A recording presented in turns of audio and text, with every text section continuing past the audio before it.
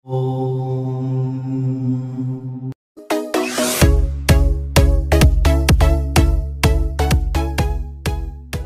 मैं मुकुंद आप सबका स्वागत करता हूं हमारे PSRM स्टडी चैनल में।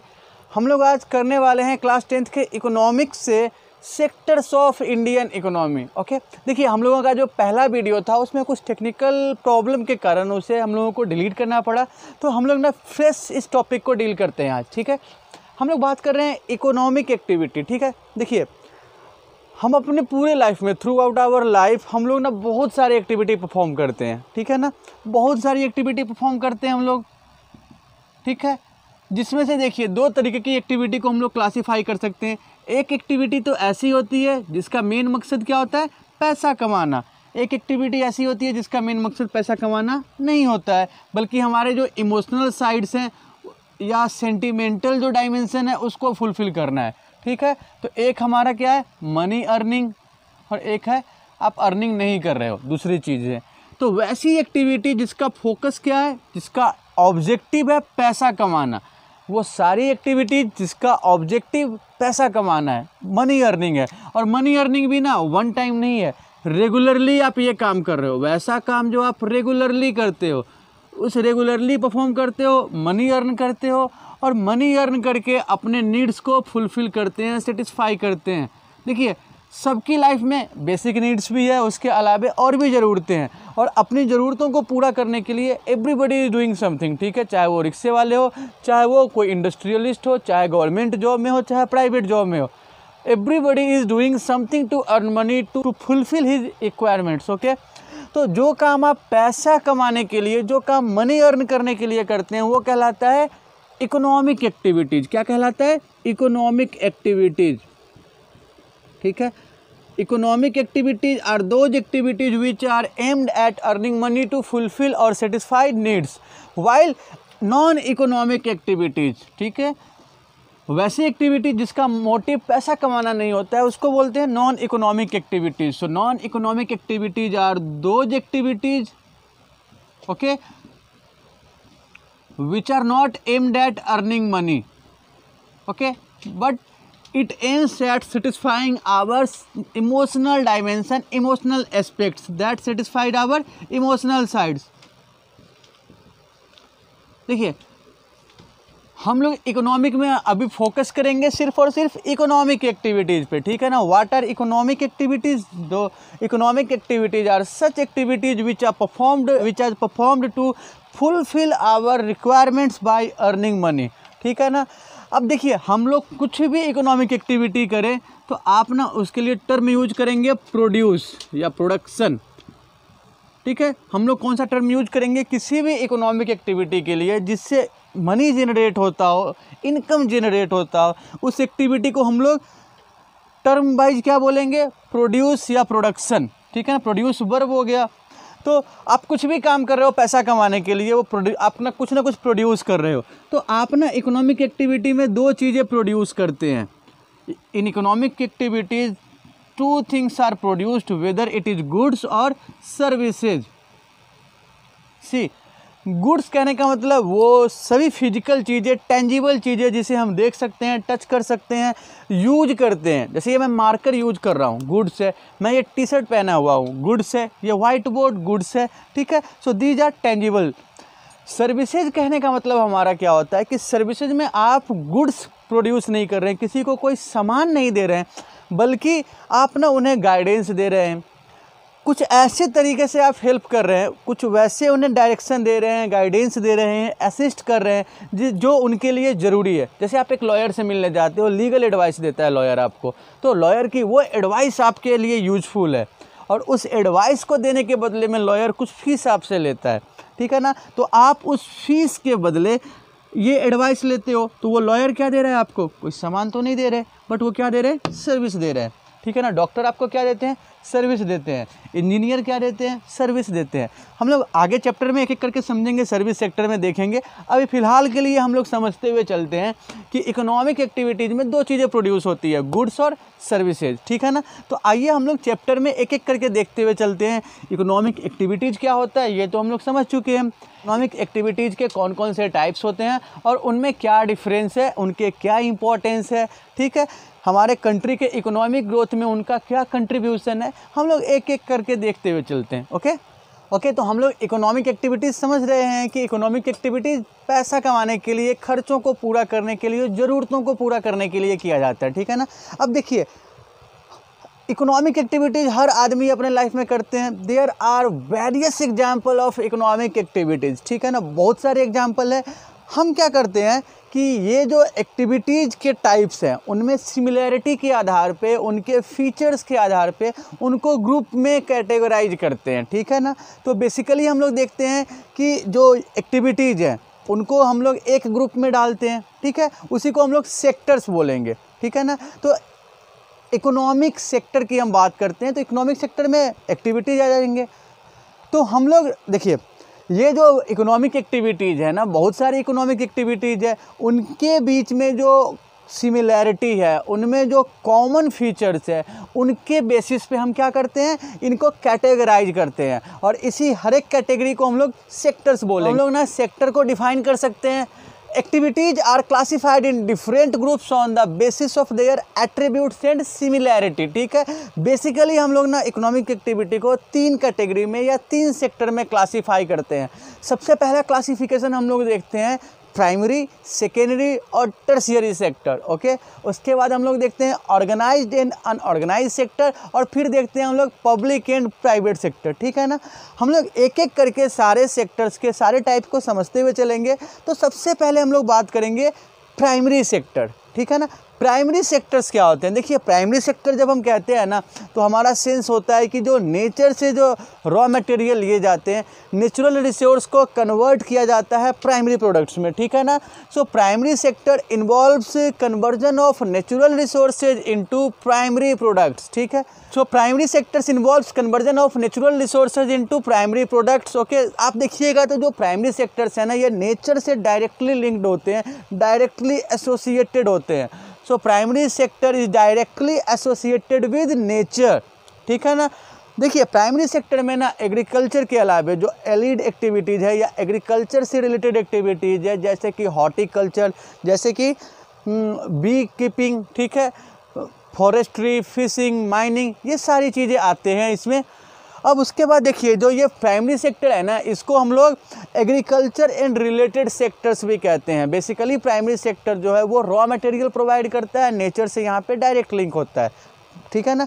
अब हम लोग प्राइमरी सेक्टर के बाद देखते हुए चलेंगे सेकेंडरी और टर्शियरी सेक्टर। लोग ना प्राइमरी सेक्टर्स को समझ रहे हैं कि प्राइमरी सेक्टर में नेचर से रिसोर्स लेके उसको प्राइमरी प्रोडक्ट बनाया जाता है, यहाँ नेचर से डायरेक्ट लिंक होता है, ठीक है ना। अब देखिए, हम लोग देखते हैं सेकेंडरी सेक्टर, ठीक है।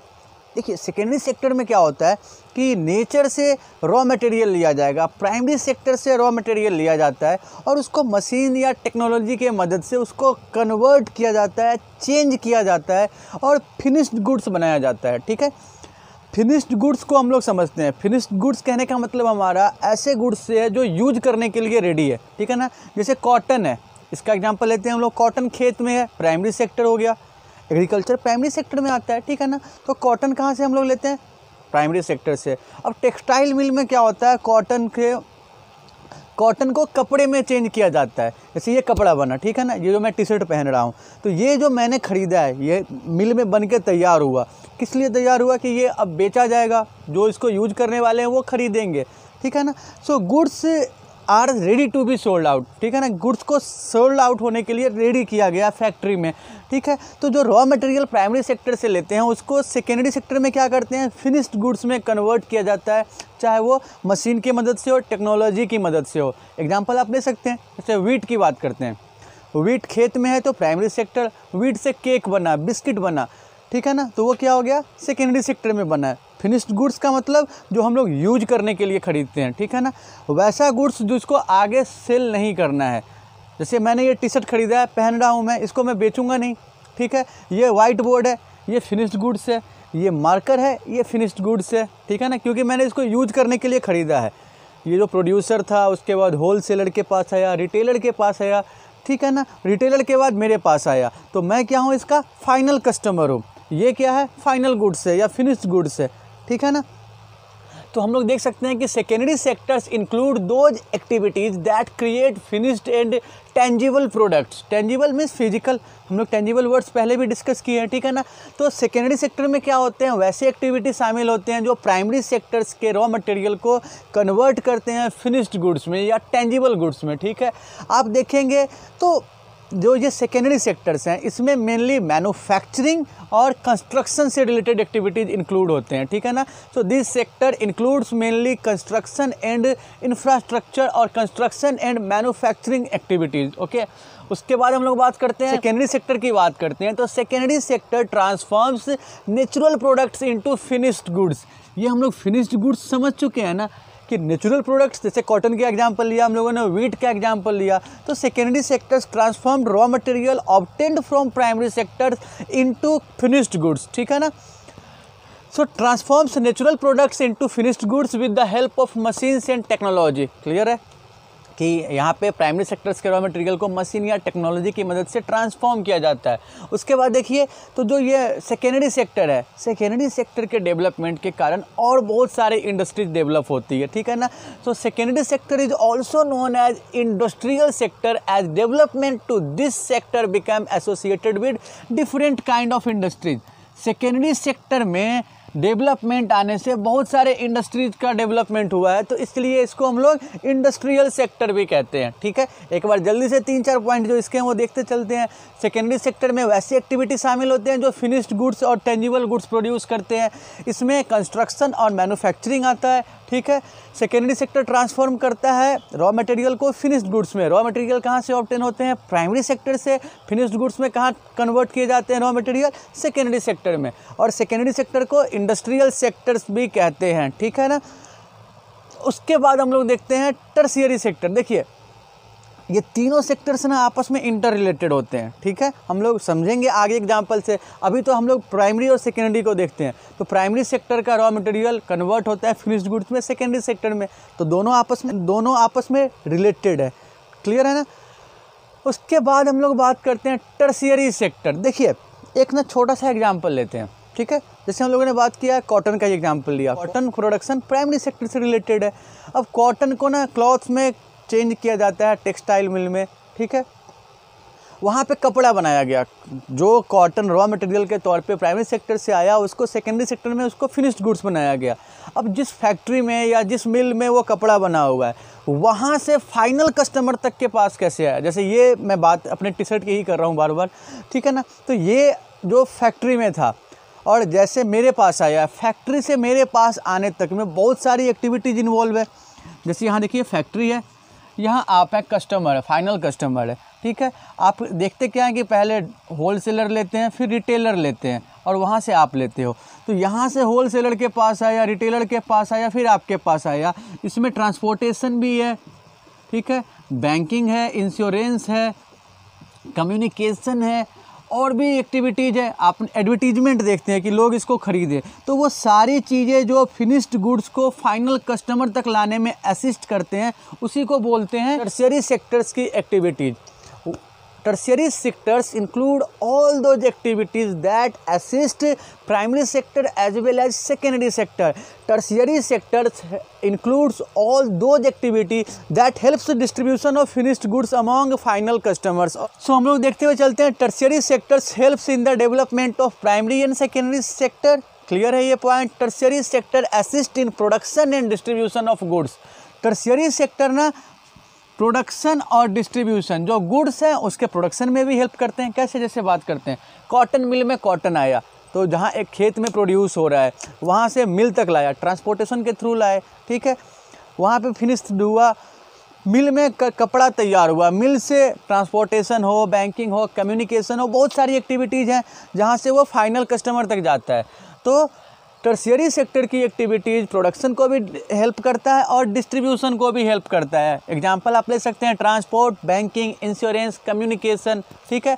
टर्शियरी सेक्टर की एक्टिविटीज़ में ना देखिए बहुत सारे पर्सनल और प्रोफेशनल सर्विसेज भी आते हैं, जैसे लॉयर की सर्विस, हम लोगों ने पहले एग्जांपल लिया था ना सर्विस में, लॉयर की सर्विस, डॉक्टर की सर्विस, ठीक है, आर्किटेक्ट की सर्विस। तो यहाँ पे ना ऐसी सर्विसेज भी आते हैं, चार्टेड अकाउंटेंट की सर्विस की बात करते हैं जहाँ पे पर्सनल टच होता है, ठीक है। वहाँ पे आपको गुड्स डिलीवर नहीं किया जाता है, बल्कि आपको कोई इम्पॉर्टेंट गाइडेंस दिया जाता है, एडवाइस देते हैं जो एक्सपर्ट होते हैं अपनी फील्ड के, और वो एडवाइस आपके लिए काफ़ी ज़्यादा इंपॉर्टेंट होते हैं। आप उस एडवाइस के बदले उनको पे करते हैं और उनका ये ऑक्यूपेशन है ऐसा एडवाइस देना, ठीक है ना। तो chartered accountant, lawyer, doctors, engineers, ये सब क्या कर रहे हैं, पर्सनल सर्विस दे रहे हैं, प्रोफेशनल सर्विस दे रहे हैं, ठीक है। प्रोफेशनल कहने का मतलब हमारा ये है कि वो जो सर्विस दे रहे हैं उसके लिए उन्होंने उनके पास ना एक मिनिमम क्वालिफ़िकेशन है। जैसे डॉक्टर हैं तो वो MBBS किए होंगे, इंजीनियर हैं तो वो BTech किए होंगे, तो उनके पास एक मिनिमम क्वालिफ़िकेशन है, ठीक है ना। किसी ऑर्गेनाइजेशन का उनके पास सर्टिफिकेट है, ठीक है, बात समझ में आ रही है। तो उनके पास सर्टिफिकेट है, वो जो काम कर रहे हैं उसके लिए उनके पास रिक्वायर्ड लाइसेंस है, रिक्वायर्ड क्वालिफ़िकेशन है, तो वो प्रोफेशन कहलाएगा, ठीक है ना। चाहे वो लॉयर है तो LLB की डिग्री होगी। तो lawyer, doctor, engineer they provide professional service, ठीक है। So in tertiary sector we can notice personal और professional services, that's why this sector is also known as service sector. Tertiary sector is also known as service sector, clear है ना।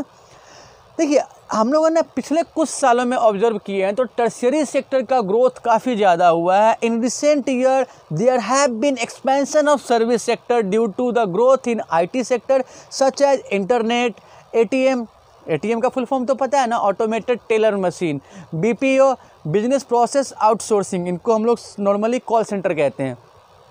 तो BPO, online shopping, these are the activities of tertiary sector, okay.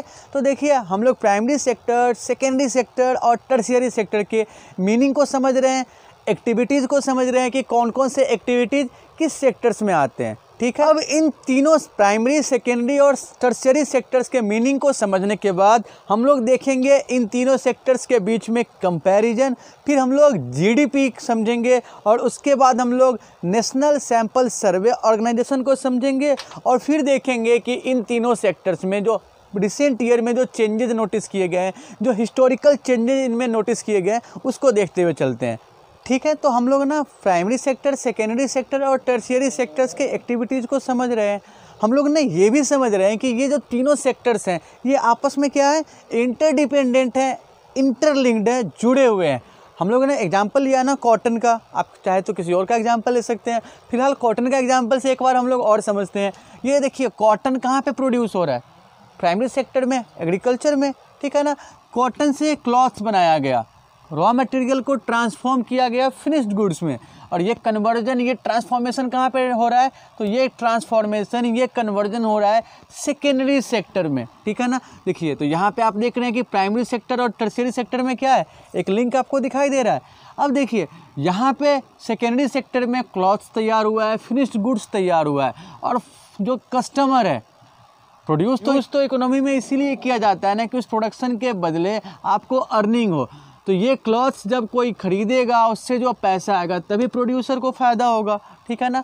तो ये जो produced goods है final customer तक कैसे आ रहा है, चाहे वो कम्युनिकेशन की मदद से हो, ट्रांसपोर्ट हो, बैंकिंग हो, इंश्योरेंस हो, एजेंसी हो, कहीं ना कहीं ये इसका स्टॉक होगा, वेयर हाउसिंग हो गया, मार्केटिंग हो गया, बहुत सारे तरीके यूज़ किए जाते हैं। ऐसे बहुत सारी एक्टिविटीज़ है जो इस फिनिश्ड गुड्स को यहाँ तक लाने में मदद करता है, ठीक है ना। तो ये सारी एक्टिविटीज़ क्या हो जाएंगी, ये सारी एक्टिविटीज़ टर्शियरी सेक्टर की एक्टिविटीज़ है, ठीक है ना। तो आप क्या देख रहे हैं कि वो चाहे प्राइमरी सेक्टर हो, सेकेंडरी सेक्टर हो या टर्शियरी सेक्टर हो, इन तीनों का जो एग्जिस्टेंस है, तीनों का जो इम्पोर्टेंस है वो क्या है, आपस में मिला हुआ है, आपस में इंटरलिंक्ड है, ठीक है ना। आप किसी भी एक सेक्टर को इग्नोर नहीं कर सकते हैं, किसी एक सेक्टर को नहीं किया जा सकता। आप करके देख लीजिए, अगर आपको सेकेंडरी सेक्टर है, किस पे डिपेंड करता है? प्राइमरी सेक्टर पे। अगर टर्शियरी सेक्टर नहीं हो तो इनका रॉ मटेरियल और इनका फिनिश्ड गुड्स दोनों मीनिंगलेस हो जाएंगे। अगर प्राइमरी सेक्टर नहीं हो तो रॉ मटेरियल नहीं मिलेगा, अगर सेकेंडरी सेक्टर ही नहीं हो तो रॉ मटेरियल से फिनिश्ड गुड्स ही तैयार नहीं होगा। सो ये सारे सेक्टर्स आपस में इक्वली इम्पॉर्टेंट है, ठीक है ना। उसके बाद ना देखिए, हम लोग ये तो समझ में आ रहा है कि तीनों सेक्टर में प्रोडक्शन हो रहा है। प्रोडक्शन वर्ड हम लोग समझ चुके हैं कि चाहे गुड्स प्रोड्यूस हो या सर्विस प्रोड्यूस हो।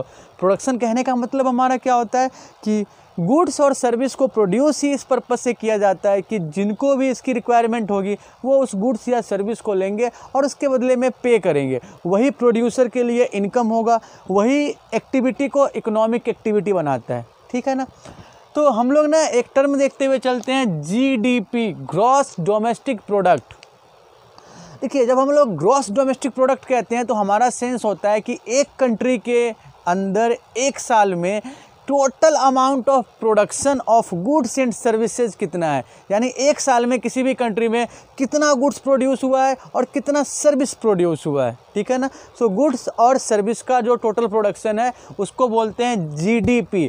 और देखिए, जो GDP का जो कैलकुलेशन है, GDP का जो एस्टिमेशन है, उसमें एक खास चीज़ ध्यान देनी होती है कि GDP के कैलकुलेशन में सिर्फ और सिर्फ फाइनल गुड्स के वैल्यू को ही ध्यान दिया जाएगा। फाइनल गुड्स कहने का मतलब देखिए क्या होता है।